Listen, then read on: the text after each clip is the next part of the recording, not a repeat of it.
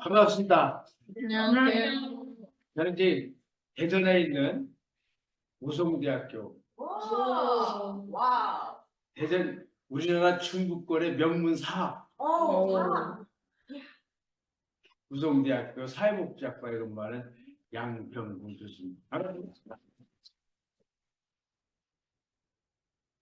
대전에서 여기까지 오는데 그 시간이 경주역에서 선동여고까지 오는 시간하고 똑같이 걸렸어요. 그래서 정말 보니까 이제 오늘이 그 벚꽃 피크락하다. 근데 지금 이제 옛날에는 벚꽃 엔딩이라는 얘기 들어봤어요? 네. 예, 남쪽 지방에 이렇게 올라오는데 남쪽 지방인 경주나 대전이랑 똑같아서 그래요. 대전도 벚꽃이 만개했대요. 근데 벚꽃 엔딩이라는 말이 아닐 것 같아요. 그만큼 이제 기후가 좀 보편화됐다 이런 생각. 자, 오늘 그 제가 가져온 제목은 이제 4차 산업시대의 그 사회복지사의 역할, 또 제가 이제 우성대학교에서 왔기 때문에 또 우성대학교 또 홍보도 해야 되고 싶어요. 그래서 여러분들이 이제 그 분야로 이렇게 접근하도록 하겠습니다. 자, 우리 그 말씀드린 순서는 4차 산업시대의 사회복지사 어떤 역할을 하는지, 또 이제 우성대학교 사회복지학과, 우성대학교만의 그 특화 사업으로 추진하고 있는 공공기관 취업반 운영 이런 식으로 말씀을 드리겠습니다. 먼저 그 4차 산업시대 사회복지사 어떤 역할을 할까? 그렇죠. 우리 AI 시대 어떤 역할을 할까 한번 들어보시면 실제적으로 이게 사회복지학과에 오셔서 야 나도 한번 사회복지사가 되어보고 싶다 이런 생각이 들으면 좋겠어요. 강의를 듣고 먼저 이 전문가적 역할이에요. 사회복지사가 여러분들 그 사회복지 분야를 떠나서 전체적인 전문가 한 곳의 전문가라 소리 듣는 사람들 있죠. 그 사람들은 세 가지 요소를 가지고 있어. 어떤 요소냐면 제일 먼저 지식, 그 분야에 관한 전문적인 지식, 이제 영어로 knowledge라고 하는데 지식이 있어야 되고, 두 번째 그 지식을 어떻게 효과적으로 적용하냐, 그 기술이야 기술. 두 번째 스킬. 그 다음에 이제 세 번째는 지금 나오는 거죠. 세 번째는 이제 같이 나타나는데 어떤 직업 철학, 직업 윤리 요 세 가지 요소를 가지고 있을 때의 전문가라는 전문가라. 근데 그렇다면 사회복지 분야에서는 전문가가 어떤 사람이 전문가라는 소리 들을까? 자, 우리 사회복지 실천의 지식 뭐가 있을까? 우리 인간행동과 사회환경이라든가 사회복지 실천의 역사라든가 또 정책이라든가 이런 게 지식이 되겠죠. 그 다음에 그 지식을 실제적으로 이제 어떻게 스킬, 선택하고 적용하느냐에 따라서 이제 전문가 수를 듣는데 그럼 어떻게 할까? 지금 실제적으로 기술을 펼치기 위해서는 실제적으로 여러분들이 나중에 설명하겠지만 사회복지 분야에서 좀 독특한 게 있다면 다른 데서 없는 4차 산업시대에 살아남을 수 있는 게 있다면 어떤 감정의 이입, 공감 들어봤죠? 친구 사이에서도 배려하고 소통하는 이런 마음이 사회복지 분야밖에 없어 사실은. 여러분들이 사회복지사가 되면 예를 들어서 길 가다가 어떤 장애인을 만났다? 그럼 실제적으로 도움이 필요한 장애인들한테는 물론 그냥 무조건적으로 뭐 휠체어 밀어준다 안 되죠, 그죠? 전혀 안 돼요. 그렇게 잘하시네. 동의를 구하고 제가 밀어드려도 되겠습니까? 그러면서 마음적으로 같이 아파하고 이렇게 하는 게 이제 사회복지 실천 기술이고, 두 번째는 이제 이러한 지식과 실천 기술만 있다게 되는 게 아니죠. 실제로 어떤 직업적인 철학, 윤리 이런 게 있어야 된단 말이에요. 그리고 세 가지가 했을 때 돌아다니면 안 되지. 그런 얘기고, 또 하나는 이제 자 여러분들 보통적인 1학년, 2학년들이기 때문에 전문가가 대해서는 무슨 법칙이 있냐면 1만 시간의 법칙과 3년의 법칙이라는 게 있어. 자, 요리사. 나는 진짜 아주 뭐 백종원이 능가하는 요리사가 되겠다. 그럼 1만 시간과 3년을 완전 선택과 집중을 통해서, 선택과 집중을 통해서 풀어갈 때만이 전문가 수를 듣는 거예요. 그러니까 여러분들도 이제 지금 공부하다 보면 내가 분명히 우리나라에서 제일 좋은 대학이 서울대학교로 가야 되겠다. 그럼 2학년이니까, 아니면 1학년이니까, 한 3년만 선택과 집중해서 공부하면 가고 남죠. 그런 개념으로 접근하면 될 것 같아요. 또 여기 선택과 집중이라는 얘기는 일반적인 전문가가 되긴 얘기고, 왜? 선택과 적용이라는 게 있어요. 이것이 이제 사회복지 분야에서 이런 사회복지 그러면 누가 줌에 들어가서 탭으로 소리 키워라. 어떻게 또 들어가는 적용하느냐, 중이니까. 어떻게 효율적으로 적용하느냐에 따라서 사회복지사 전문가로서 아주 적합하냐 안 하냐 소리를 듣는 거예요. 자, 한번 더 보면 그래서 우리가 이 전문 지식의 구성 요소가 있어요, 여러분들. 여러분들 좀 어려운 용어 같지만 한번 들어보시면 안 어려워. 뭐냐, 패러다임이라는 얘기 들어봤죠? 네. 한 시대를 살아가는 사회 구성원들 전체가 동의하는 그런 지식 체계. 나름대로 우리 지금 2학년 세대를 살아가잖아. 그럼 우리 요 세대가 바라보는 인식 있죠, 그죠? 나름대로 그것이 이제 패러다임이라는데 실제적으로 이 패러다임이 어떻게 변화가 됐냐면, 자, 1900년도 여러분들 태어나지 않았죠, 그죠? 네. 아주 옛날에는 이 사회복지 분야의 패러다임이 남을 도와주는, 사회복지사 이러면 저 사람은 천사야, 뭐 백의의 천사처럼 간호사처럼 아주 남을 도와주고 혜택을 주는 이 의료적, 치료적, 희애적 개념으로 보는 게 옛날의 패러다임이었다면 지금 어떻게 바뀌었어? 저 1960년대는 내 개인의 감정을 통해서 도와주는 것 플러스 그래서 환경까지 뭐가 들어가게끔 하는 게 생태 환경적 개념이 바뀌었다가 지금 어떻게 80년대 이후는 소비자 중심. 자, 우리 여러분들이 이제 클라이언트라는 얘기 들어봤어요? 네. 이제 고객으로서 사회복지사인 전문가한테 나한테 상담을 하러 왔어. 그러면 옛날에는 어떤 패러다임이냐, 그 고객이 가지고 있는 불만 덩어리, 부족한 점, 요걸 치료해주는, 채워주는 역할만 했었어요. 그때는. 네. 지금 어떻게? 소비자 중심이라는 얘기가 뭐냐면, 자, 내가 그 편의점에 지갑을 가지고 갈 때는, 여러분들, 왜 가느냐? 내가 필요한 거, 예를 들어서, 화장품이나 아니면 우유나 아니면 뭐 필요한 과자나 이거 사는 걸 목표로 두고 갈 거 아니야, 그게. 그래서 가서 내가 그걸 사고 돈을 지불하면 내가 그걸 살 때 그 누구야? 소비자잖아, 소비자. 그럼 살 때, 그럼 예를 들어서 이 개념이 뭐냐면 클라이언트. 근데 나 저번에 사건 당했지 않니? 왔을 때. 저번에 누군가 필요로 하는 게 뭔지 동사소식이나 선생님이 일단 끄집어내는 진짜. 작업을 하는 거야. 근데 그 끄집어내는 작업을 하는데 본인이 와서 물건 살 때 내가 뭐 주세요 하는 나는 여기 있는데 제가 안 내가 떠나. 이게 필요한 게 뭡니다 이렇게 얘기할 수도 있고, 또 거기 한 단계 더 나가서는 그 클라이언트가 상담을 하는 과정에서 그 필요한 욕구를 끄집어 찾아내는 거야. 사회복지 그게 전문가거든. 찾아내서 그걸 갖다가 나름대로의 맞춤 프로그램을 적용해서 혜택을 주지. 그러니까 어떤 나빴던 그런 환경에서 나빴던 마음을 가졌던 부분들을 나한테 와서 상담을 하면서 좋았던 감정으로, 합리적인 감정으로 풀어가주는 게 사회복지사의 전문 영역이에요.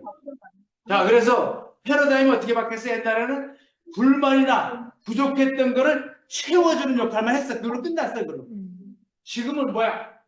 그 사람의 불만족보다도 플러스 필요한 게 뭔지 끄집어내서 그거를 갖다가 살려주는, 우리 그 여기 있는 학생들도 마찬가지지만 아무리 장애인이고 어르신이고 이러더라도 장점을 가지고 있잖아. 강점이라 하는데, 강점 관점이라 하는데 그 장점을 최대한 발견해서 발견해서 그걸 승화시켜주는, 강점을 살려주는, 이게 현재 사회복지의 패러다임입니다.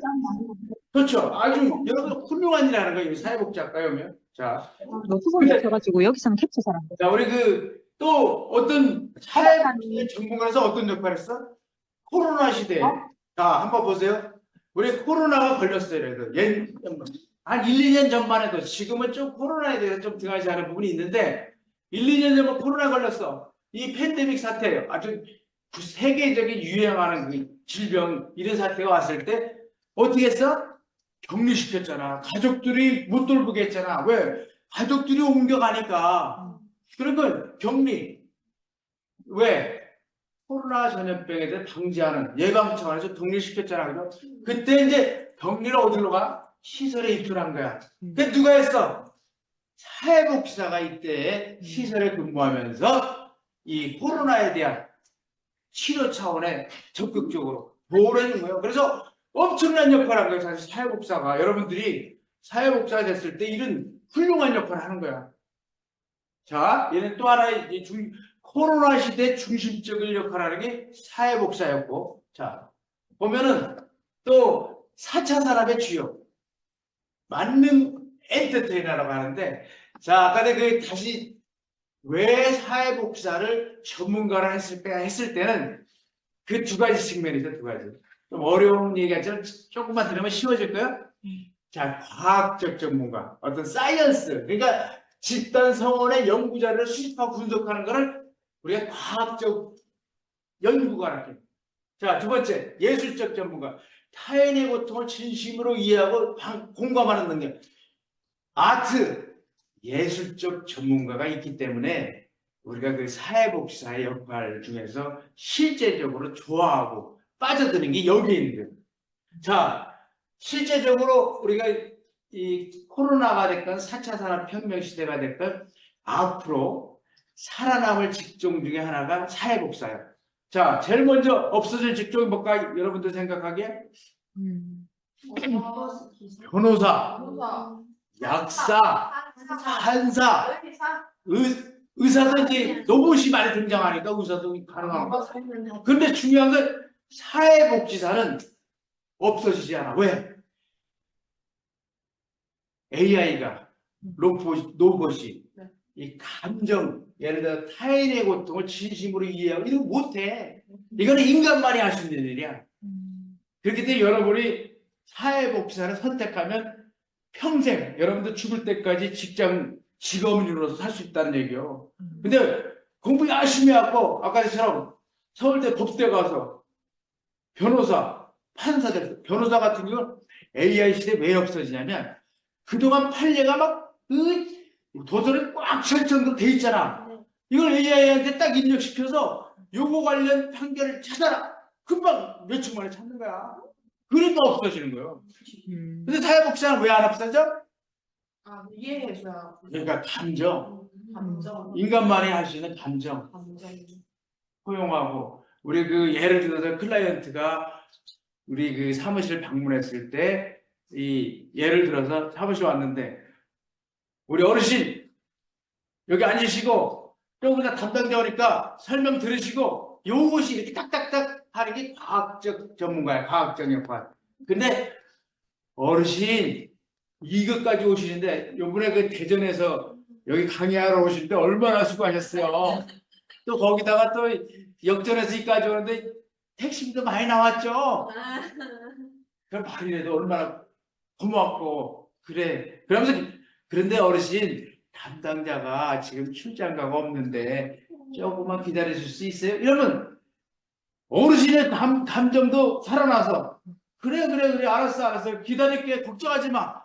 이런 마음이 클라이언트나 사회복지사 전문가의 나라에 같이 통하는 거야. 그게 공감이야, 공감. 근데 공감인데 그거 비슷한 말에서 동정이라는 게 있어, 동정.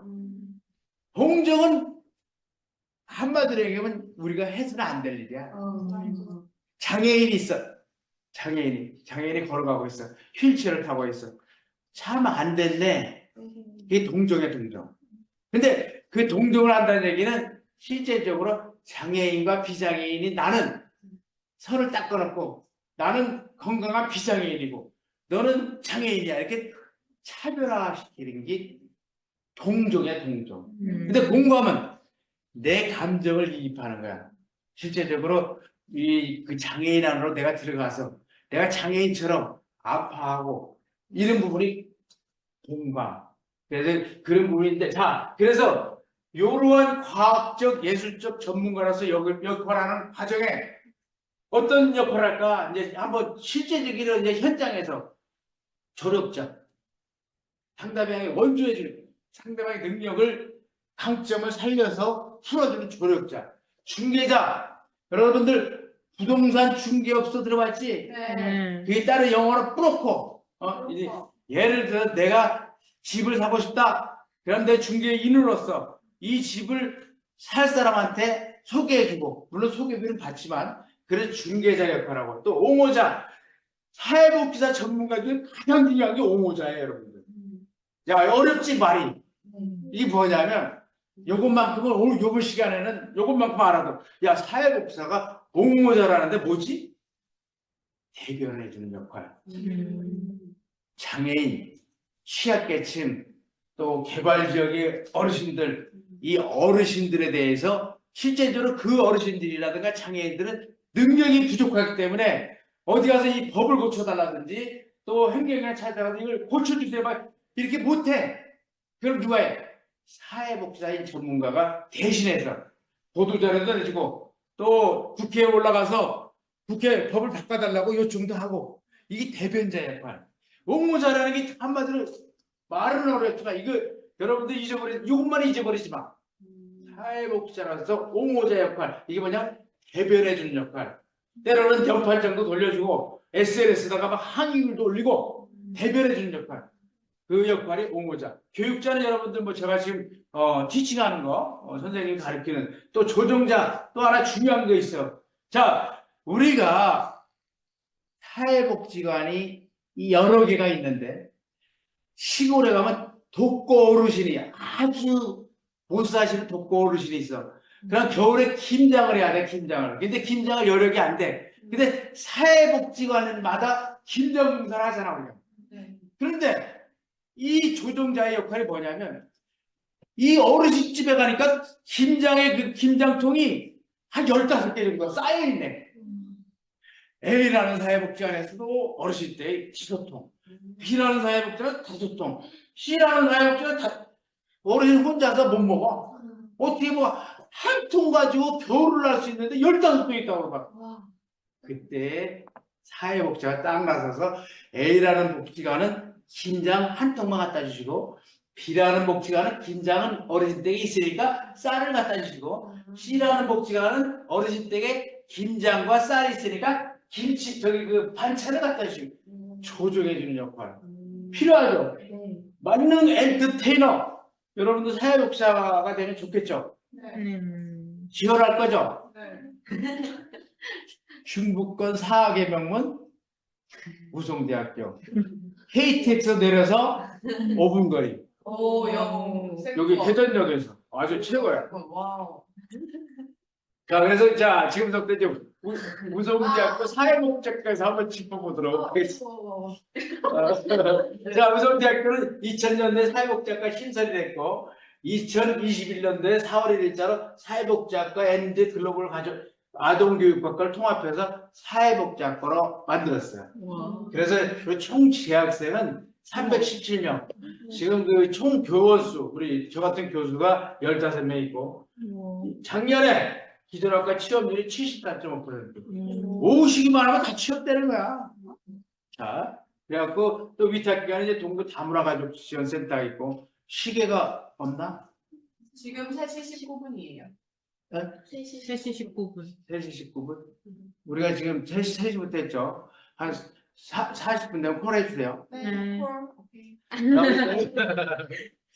그 다음에 이제 이 동아리 활동 여러분들이 대학교 오면 어느 대학을 가든가 동아리 활동을 왕성하게 해야 돼요. 왜 그러냐면 저는 이제 동구 다문화가족지원센터장을 겸직을 하고 있는데 직원들 채용할 때마다 이력서를 보면 자기소개서를 보면 동아리 활동 활발하게 하는 쌤들 먼저 보아요. 그게 뭐냐면 대학 생활하면서 나도 물 먹고 싶은데 대학 생활하면 내 거 그럼 물 한 모금 마시고 하겠습니다. 두 모금 마시세요. 이 대학 생활을 하면서 뭐 공부는 물론 기본이죠. 기본인데 그 학습 동아리 활동을 통해서 여러분들이 현장 체험도 하게 되고 또 동료 간에 소통하는 것도 배우게 되고 또 과제 같은 게 주어지면 그걸 어떻게 푸냐. 친구 간에 이렇게 조를 짜고 과제할 때 보면은 마찰을 일으킬 수 있잖아. 마음에 안 맞을 수도 있잖아. 그랬을 때 실제적으로 어떠한 소통을 통해서 푸냐도 느끼게 되고 그런 경험 자체가 중요하기 때문에 동아리는 필요하다. 그래서 우리 그 동아리는 지금 보면은 거의 5개 정도로 이제 운영하고 있는데 그 소라띠라는 동아리가 소라띠 있어요. 어떤 연계기관하고 연계해서 자원봉사 개념으로 이 실천을 올바르게 이해하는 거고 아고라가 이제 청소년 위켄드 센터라고 해서 위켄드 센터 청소년에 대해서 어떤 프로그램을 운영하는 그런 시스템인데 여러분들도 위켄드 센터 한번 가본 적 없나? 여기 경주에도 있을 텐데 그죠? 없어요. 있죠. 그래. 위켄드 센터, 청소년 위켄드 센터하고 또 지금 제가 센터장으로 있는 동부 다문화가족지원 센터에 연계해서 이 우리나라에 우리 학생들처럼 청소년도 있지만 다문화 가족이 있어요. 다문화 가족이 누구냐면 베트남이라든가 필리핀이라든가 이런 데서 결혼하기 위해서 우리나라로 오신 거야. 우리나라 남자하고 결혼한 경우가 대부분인데 그런 걸 다문화 가족이라고 하는데 그 자녀분들 아마 여기 우리 학교에도 그런 자녀들이 있을까? 아마 친구들 많아요. 그치 그 친구들 근데 그 친구들이 실제적으로 어떤 역할을 우리나라의 그 지금 우리 학생들보다는 조금 우리나라 문화를 받아들이는 거 하는데 언어라든가 조금 언어할 수가 있거든요. 그런 부분들을 같이 봉사활동에 풀어가는 이 시스템, 이 동아리 또 풀어나가는 또 이거는 이 어떻게 보면 선후배 간의 친목 다질 수 있는 그런 학교에서 배운 이론을 실천 방법을 통해서 봉사활동을 적용하는 이런 풀어나는 또 글로벌 만들어 요거는 어떤 청소년을 계통으로 청소년을 대상으로 한다면 글로벌 만들어 같은 경우는 노인복지 노인들을 대상으로 하는 그래서 어떤 노인 복지 영역에서 취업할 수 있는 역량을 키우는 일에 중점을 두고 또 아이 사랑은 여기에는 청소년 노인이라면 아이 사랑은 우리 아이들 초등학교 이 아이들에 대해서 어떤 전래 동화를 읽어준다든지 아니면 연극을 통해서 우리 아이들의 쪽에서 지식수를 높인다든지 이런 부분들. 그래서 지금 동아리가 5개를 활동하고 있는데 이 동아리들을 하면서 또 나중에 연말이 되면 동아리 또 경진대회를 해요. 그래갖고 거기에서 우수한 동아리는 또 포상. 그러면서 그런 포상 받아서 어떻게 자기 취업할 때 자기소개서 쓸 때 이 동아리 활동하면서 나는 우수상 받고 이렇게 해서 뭐 도움이 됐다. 이런 거 한 줄로 쓰면 도움 되겠죠. 이런 동아리 활동이 있고요. 그 다음에 이제 취업 현황을 보면 실제적으로 여러분들이 지금 아직은 이제 우리 세대는 취업까지 생각할 세대는 아니지만 그래서 대학을 졸업하면 뭔가 내 밥벌이는 내가 해야 될 거 아니에요. 이게 부모한테 효도하는 길이에요. 그죠? 그러기 위해서 취업도 하나의 목표가 있거든. 예를 들어서 지금 의사 정원을 갖다 들린다. 이럴 때 의사들 같은 경우는 졸업하면 취업이 보장돼 있으니까 거기 막 길을 쓰고 들어가는 거랑 마찬가지 사실은. 근데 여러분들 사회복지학과에 나오면 아까 몇 프로? 한 75% 정도 취업률이 되거든. 어디 들어가? 어떤 지역사회 복지관, 그 다음에 정신건강 복지센터라든지 이런 부분에 들어가고 또 공기업 사회복지관 들어가고 지금 요번에 이제 건강보험공단 들어봤죠? 건강보험공단 우리 그 청소년들을 대상으로 설문조사를 했는데 들어가고 싶은 기관에 2등 정도 나왔어요. 이게. 여기 합격했어요. 제가 여러분들 여기 서 있는 거는 제가 국민건강보험공단에서 33년을 근무하고 지사장으로 이제 퇴직을 하고 우성대학교 와 있거든요. 그럼 여러분들이 와서 이제 좀 이따 한 번 더 설명할 텐데 우성대학교 오셔서 같이 공부하면 건강보험공단 입사하는 도움이 되겠어 안 되겠어? 네. 그렇죠? 자, 그래서 또 공무원 시험에도 이렇게 합격을 해서 공무원. 사회복지 전문직 공무원. 여러분들이 사회복지 전문직 공무원이라 하면 사회복지학과를 졸업을 하고 사회복지사 자격증이 있어야 돼. 그게 필수야, 필수. 그렇기 때문에 사회복지사 자격증 취득한 학생들끼리 경쟁을 하기 때문에 조금 수월할 수도 있죠. 왜냐면 전체 학과를 대상으로 풀어놓은 게 아니고 사회복지학과 졸업하면서 사회복지사 자격증 취득자만 하는 거니까. 자, 그래서 이렇게 취업 현황을 보면 이렇게 나와 있고요. 또 우리 우리 학교만의 특히하는 게 공공기관 취업반, 건강보험, 연금, 이 취업반 운영을 누가 해? 여기서 있는 양병림 교수가 하고 좀 이따 가르쳐 드릴게. 그다음에 자, 사회복지학과에 오면 2급 자격증 시험은 졸업과 동시에 나와, 시험 없이. 근데 1급 자격증은 국가고시야 돼. 시험을 봐야 돼. 8과목에 60점 이상 맞아야 돼. 그러니까 이게 좀 어렵다고 할 수 있어. 합격률은 몇 프로? 30에서 40%밖에 안 돼. 그러면 이걸 어떻게 하냐? 우리 학교는 완전 특별반에 이렇게 뿌려서 저같이 이제 훌륭한 교수가 특강을 한다든지 또 쪽집게 외부 강사를 초빙해서 강의를 시켜갖고 시험에 몇 프로? 80%까지 합격률을 끌어올리는 거의 100% 수준까지 끌어올리고 있어요. 그걸. 자, 그 다음에 해외 연수, 해외 대학 학위 취득 하는데 요거 이제 해외 연수 다 나올 거예요. 자, 먼저 해외 연수 프로그램을 진행을 하고 있어요. 어떻게? 미국의 메리우드 대학교하고 자매 결연을 맺어서 여기 가만히 내가 지금 선진이라고 빠졌구나. 여기 그 미국에 있는 메리우드 대학생들이 와서 우리 우성대학교 와서 한 20일 동안 머무르면서 우리나라의 그 사회복지 실태를 같이 점검을 하고 또 우리는 어떻게 이제 메리우드에 가는 거죠. 우리 대학생들은. 그 다음에 이제 엊그제 이제 다녀온 일본의 오카야마 헬리대학. 이 오카야마 여기 있죠, 그 머리 신 사람. 이때 그 제가 이제 여러분들 일본 대학생들 한 10명 정도 이렇게 와요. 그럼 그 앞에서 노인장기왕법이라든지 아니면은 그 건강보험이라든지 이런 걸 강의를 하면 그래서 통역 붙여갖고 하는데 요새는 얼마나 좋아졌냐. 우리가 이제 올 1월 달에 여기 보면은 1월 달에 이제 요번에 금년 1월 달에 갔다 온 거야 이게. 다녀왔는데 실제적으로 이제 앞으로는 뭐 우리 배우는 학생들한테 이런 소리 하면 안 되지만 애비 좋아갖고 우리가 말하면 일본어로 그대로 또 즉시 통역이 되고 또 우리가 일본어가 우리 한국말에 와서 이러다 보니까 실제적으로 유학 가서 우리가 공부하는 데는 상당히 유리하다. 그러니까 여러분들은 진짜 글로벌 시대에 살아가고 있는 거야. 맘만 먹으면 실제 여러분이 만약에 대학 갈 정도가 되면 그냥 이렇게 얘기하면 완전 그 우리나라 사람하고 일본 사람 얘기하는데 내가 이렇게 얘기하면 일본어 통역이다 다 알아듣고 또 질문하고 그냥 똑같은 거야. 그러니까 어떤 어르신들은 그러면은 야 그럼 영어나 일본어 공부할 필요가 없겠네? 근데 그건 아니라는 거야.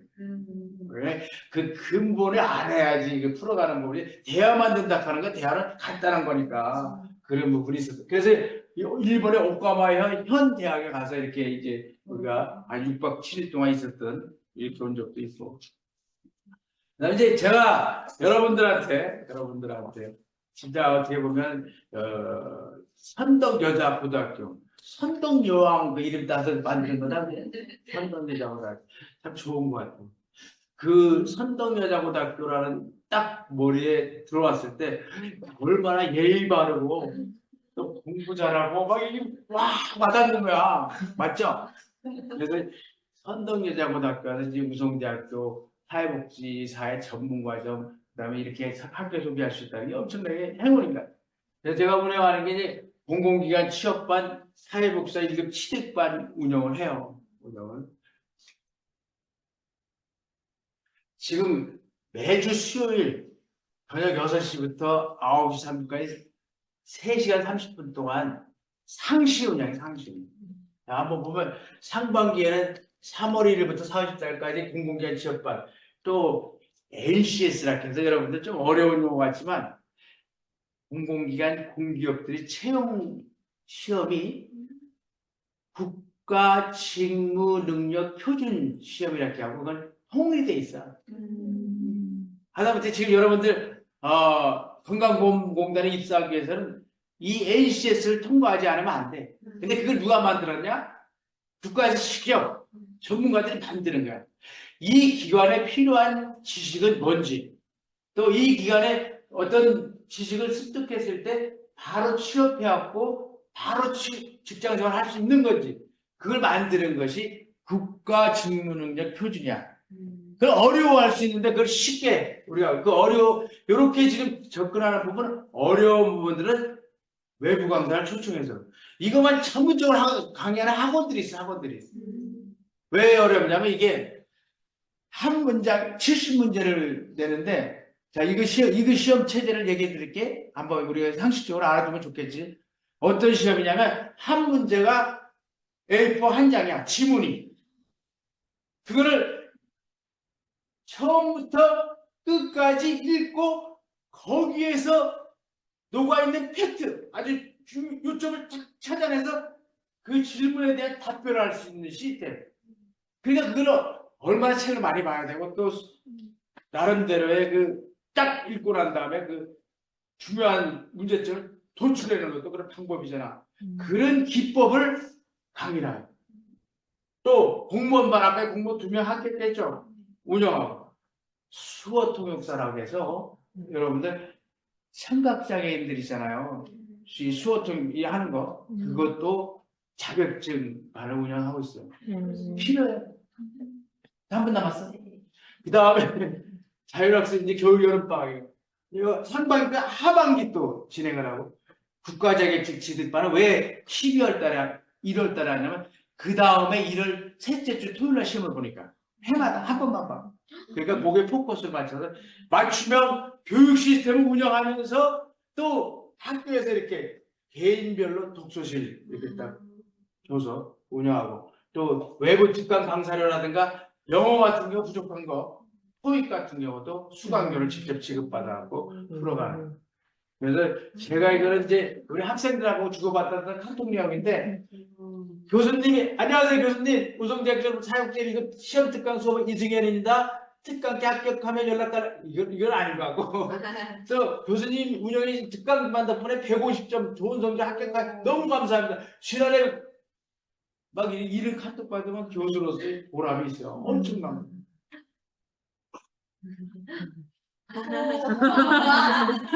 자, 아무튼 딱 시간에 맞춰서 여러분들은 접근을 해주셨고 여기서 우리가 딱 하나만 정리해서 알고 가야 될 거는 AI 시대, 4차 산업혁명 시대 사회복지사라는 직업은 영원히 남는다. 왜? 예술성, 감정이기 때문에. 그 남고 또 사회복지사 역할 중에서 중요한 거 하나.